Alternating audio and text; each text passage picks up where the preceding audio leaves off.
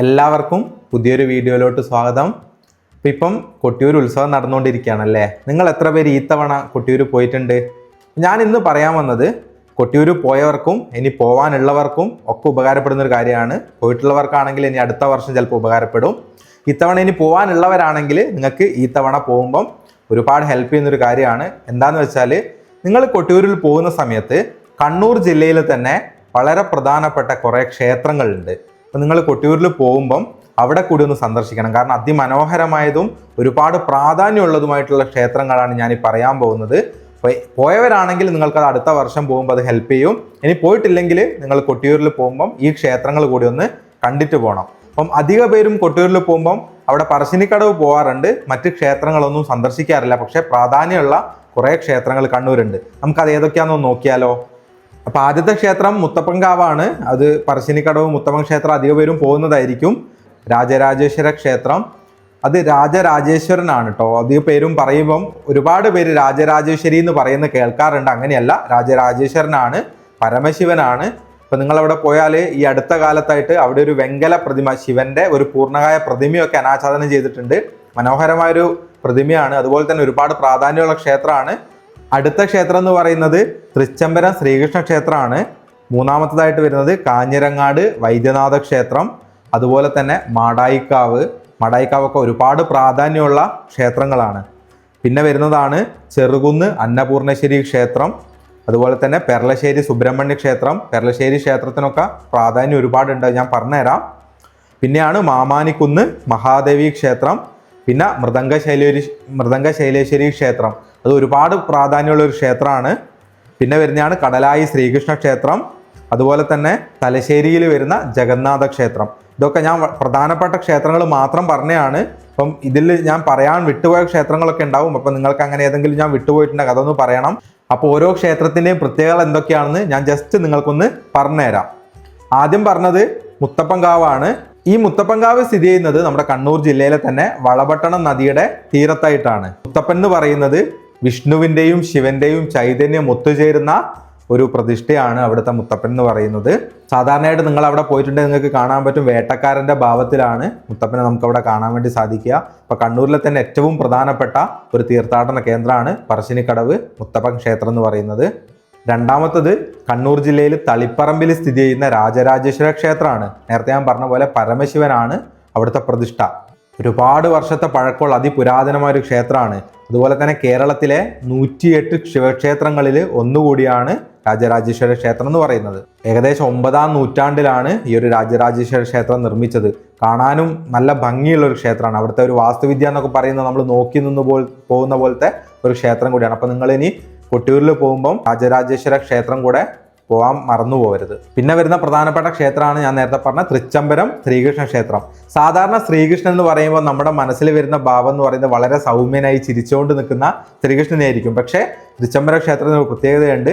അവിടെ രൗദ്രഭാവത്തിലാണ് ശ്രീകൃഷ്ണൻ ഉള്ളത്. അതായത് കംസനെ വധിച്ച ശേഷമുള്ള രൗദ്രഭാവത്തിലുള്ള ശ്രീകൃഷ്ണൻ ആരാധിക്കുന്ന ഒരു ക്ഷേത്രമാണ് തൃച്ചംബര ക്ഷേത്രം. അപ്പോൾ അവിടെ കൂടെ നിങ്ങൾ പോകാൻ മറന്നു പോകരുത്. വളരെ പ്രധാനപ്പെട്ട നല്ല ഭംഗിയുള്ളൊരു ക്ഷേത്രമാണ്. അടുത്തതാണ് കാഞ്ഞിരങ്ങാട് വൈദ്യനാഥ ക്ഷേത്രം.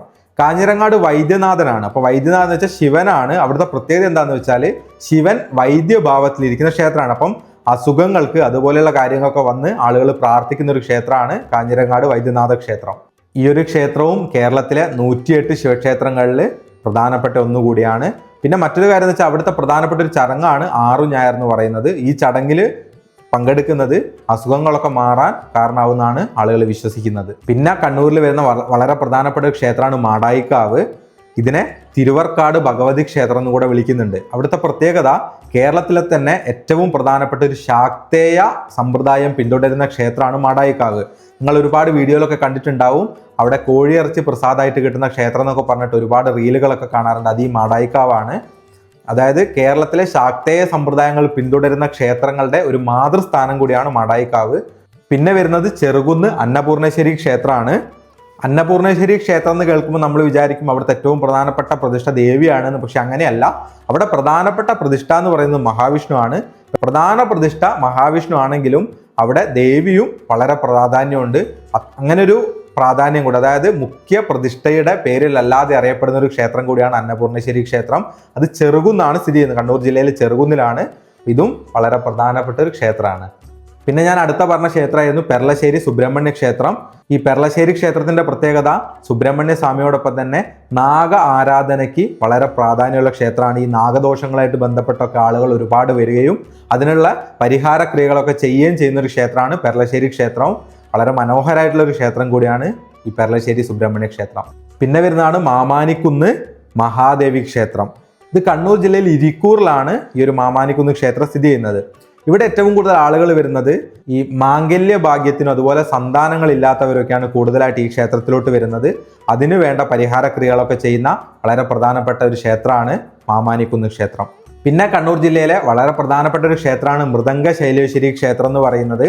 ഈ ക്ഷേത്രത്തിൻ്റെ ഒരു പ്രത്യേകത, അത് എത്രത്തോളം ശരിയാണെന്ന് എനിക്കറിയില്ല, മൃദംഗ ശൈലേശ്വരി ക്ഷേത്രത്തിൽ പോയിട്ട് നമ്മളൊരാഗ്രഹം പറഞ്ഞു കഴിഞ്ഞാൽ അത് സാധിക്കുന്നതാണ് പറയപ്പെടുന്നത്. അതുകൊണ്ട് തന്നെ കേരളത്തിൽ നിന്ന് മാത്രമല്ല, സൗത്ത് ഇന്ത്യയിൽ ഏകദേശം എല്ലാ ഭാഗങ്ങളിൽ നിന്നും ആളുകൾ സ്ഥിരമായിട്ട് വരുന്ന ഒരു ക്ഷേത്രം കൂടിയാണ്. വളരെ പ്രധാനപ്പെട്ട സ്ഥാനങ്ങളിലൊക്കെ ഇരിക്കുന്ന ആളുകൾ മൃദംഗ ശൈലേശ്വരി ക്ഷേത്രത്തിൽ എത്താറുണ്ട്. അത് വളരെ പ്രധാനപ്പെട്ട, ഞാൻ ഈ പറഞ്ഞ പോലെ നമ്മുടെ ആഗ്രഹ സഫലീകരണത്തിന് വേണ്ടി ആളുകൾ ഏറ്റവും കൂടുതൽ വരുന്നൊരു ക്ഷേത്രമാണ് മൃദംഗ ശൈലേശ്വരി ക്ഷേത്രം. പിന്നെ ആ ക്ഷേത്രം എന്ന് പറയുന്നത് കേരളത്തിൽ പരശുരാമൻ പ്രതിഷ്ഠ നടത്തിയിട്ടുള്ള 108 ദുർഗാദേവി ക്ഷേത്രങ്ങളുണ്ട്. അതിലൊന്നുകൂടിയാണ് മൃദംഗ ശൈലേശ്വരി ക്ഷേത്രം. അവിടുത്തെ പ്രതിഷ്ഠയ്ക്ക് ഒരു പ്രത്യേകതയുണ്ട്, അതായത് ആദിപരാശക്തിയെ മൃദംഗ രൂപിണിയായിട്ടാണ് അവിടെ ആരാധിക്കുന്നത്. അവിടെ ആ രൂപത്തിൽ ആരാധിക്കുന്നതോടൊപ്പം തന്നെ ശ്രീ പോർക്കലിയായിട്ടും പോർക്കലി ഭഗവതിയായിട്ടും കൂടെ 2 രീതിയിൽ മൃദംഗ ശൈലേശ്വരി ക്ഷേത്രത്തിൽ ദേവീനെ ആരാധിക്കുന്നുണ്ട്. അങ്ങനെ ഒരു പ്രത്യേകത കൂടെ ഈ ഒരു ക്ഷേത്രത്തിനുണ്ട്. പിന്നെ വരുന്ന പ്രധാനപ്പെട്ട ഒരു ക്ഷേത്രമാണ് കടലായി ശ്രീകൃഷ്ണ ക്ഷേത്രം എന്ന് പറയുന്നത്. ഈ ക്ഷേത്രം അറിയപ്പെടുന്നത് ഉത്തര ഗുരുവായൂരെന്നും ദക്ഷിണ ദ്വാരക എന്നും അറിയപ്പെടുന്നുണ്ട്. 2 പേരുകൾ അറിയപ്പെടുന്നുണ്ട്. ഒന്നാണ് ഉത്തര ഗുരുവായൂര്, രണ്ടാമത്തത് ദക്ഷിണ ദ്വാരക എന്നും. അവിടെ അഞ്ജനശിലയിൽ പ്രതിഷ്ഠിച്ചിട്ടുള്ള വിഗ്രഹമാണുള്ളത്. അഞ്ജനശില എന്ന് വെച്ചാൽ നമ്മുടെ ഗുരുവായൂരിൽ കാണുന്ന അതേ മാതൃകയിൽ അഞ്ജനശിലയിലാണ് അവിടെയും വിഗ്രഹം പ്രതിഷ്ഠിച്ചിട്ടുള്ളത്. അതും കണ്ണൂർ ജില്ലയിലെ വളരെ പ്രധാനപ്പെട്ട ഒരു ക്ഷേത്രം കൂടിയാണ്. അപ്പോൾ നിങ്ങൾ കൊട്ടിയൂരിൽ വരുന്ന സമയത്ത് നിങ്ങൾക്ക് പോകാൻ പറ്റുന്ന കണ്ണൂരിലെ പ്രധാനപ്പെട്ട കുറച്ച് ക്ഷേത്രങ്ങളുടെ ഡീറ്റെയിൽസ് ആണ് ഞാൻ പറഞ്ഞത്. അപ്പോൾ നിങ്ങൾ കൊട്ടിയൂരിൽ ദൂര സ്ഥലങ്ങളിൽ നിന്ന് വരുന്നവരാണെങ്കിൽ കണ്ണൂരിൽ നിന്ന് ഏകദേശം 72 കിലോമീറ്ററോളം കൊട്ടിയൂരോട്ട് പോകാനുണ്ട്. തലശ്ശേരിയാണ് നിങ്ങൾ ഇറങ്ങുന്നതെങ്കിൽ ഏകദേശം 65 കിലോമീറ്റർ യാത്ര ചെയ്യാനുണ്ട്. പിന്നെ കൊട്ടിയൂർ എന്ന് പറയുന്നത് വളരെ ഉൾപ്രദേശമായ ഒരു സ്ഥലമായതുകൊണ്ട് തന്നെ അവിടെ താമസ സൗകര്യങ്ങളൊക്കെ കുറവാണ്. ഇപ്പോൾ കൊട്ടിയൂരിലോട്ട് പോകുന്ന വഴിയിൽ ഒരുപാട് ഹോം സ്റ്റേകളൊക്കെ പുതുതായിട്ട് തുടങ്ങിയിട്ടുണ്ട് എന്ന് കേട്ടിട്ടുണ്ട്. അതുപോലെ തന്നെ അല്ലെങ്കിൽ നിങ്ങൾക്ക് തലശ്ശേരിയോ കണ്ണൂരോ ഒക്കെ റൂം എടുത്ത് താമസിക്കുന്നതായിരിക്കും കുറച്ചുകൂടി സൗകര്യം എന്ന് പറയുന്നത്. അപ്പോൾ കൊട്ടിയൂരിൽ ഇനി നിങ്ങൾ പോകുമ്പം കൊട്ടിയൂർ മാത്രം പോയി അവിടെ കണ്ടുവരാതെ ഈ പറഞ്ഞ ഏറ്റവും പ്രധാനപ്പെട്ട ക്ഷേത്രങ്ങൾ കൂടി ഒന്ന് സന്ദർശിക്കുക, അവിടെയൊക്കെ ഒന്ന് കാണുക. അപ്പോൾ ഈ ഒരു വൈശാഖ മാസത്തിലെ കൊട്ടിയൂരിലെ മഹോത്സവം നടക്കുകയാണ്. ഈ 24-ാം തീയതി വരെയാണ്. അപ്പോൾ പോകാത്തവരുണ്ടെങ്കിൽ കൊട്ടിയൂരിലൊന്ന് പോകണം, ഒരിക്കലെങ്കിലും പോകണം. വളരെ പ്രധാനപ്പെട്ട ഒരു യാഗഭൂമിയാണ് കൊട്ടിയൂർ എന്ന് പറയുന്നത്.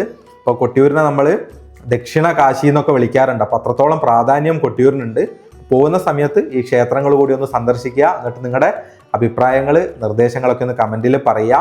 പിന്നെ നിങ്ങളവിടെ പോയിട്ടുണ്ടെങ്കിൽ ഈ എക്സ്പീരിയൻസ് എന്തെങ്കിലുമൊക്കെ ഉണ്ടെങ്കിൽ അതും കൂടി ഒന്ന് കമൻറ്റ് ബോക്സിൽ പറയുക. പിന്നെ ഞാൻ ഏതെങ്കിലും ക്ഷേത്രങ്ങൾ വിട്ടുപോയിട്ടുണ്ടെങ്കിൽ അതും കൂടി ഒന്ന് ഓർമ്മിപ്പിക്കുക. നമ്മളത് എല്ലാം ഓർമ്മിക്കണം എന്നില്ലല്ലോ. അപ്പം ഏകദേശം എല്ലാം പറഞ്ഞിട്ടുണ്ട് എന്നാണ് എൻ്റെ മനസ്സിലുള്ളത്. അപ്പോൾ ഇതുപോലെയുള്ള വിശേഷങ്ങളൊക്കെ നിങ്ങൾക്ക് ഇഷ്ടമാണെങ്കിൽ ചാനലൊന്ന് സബ്സ്ക്രൈബ് ചെയ്യുക. അതിൻ്റെ തൊട്ടടുത്തൊരു ബെല്ലൈക്കൺ കൂടി കാണാം, അതും കൂടി ക്ലിക്ക് ചെയ്താൽ നിങ്ങൾക്ക് നോട്ടിഫിക്കേഷൻ ആയിട്ടും കൂടെ കിട്ടും. അപ്പോൾ വീഡിയോ ഇഷ്ടപ്പെട്ടാൽ നിങ്ങളുടെ ഫാമിലിയിലുള്ളവർക്കും ഫ്രണ്ട്സിനൊക്കെ ഒന്ന് ഷെയർ ചെയ്ത് കൂടെ കൊടുക്കുക. അപ്പോൾ നമുക്ക് മറ്റൊരു ദിവസം ഇതുപോലെയുള്ള വിശേഷങ്ങളായിട്ട് വീണ്ടും കാണാം. അതുവരെ എല്ലാവർക്കും ബൈ ബൈ.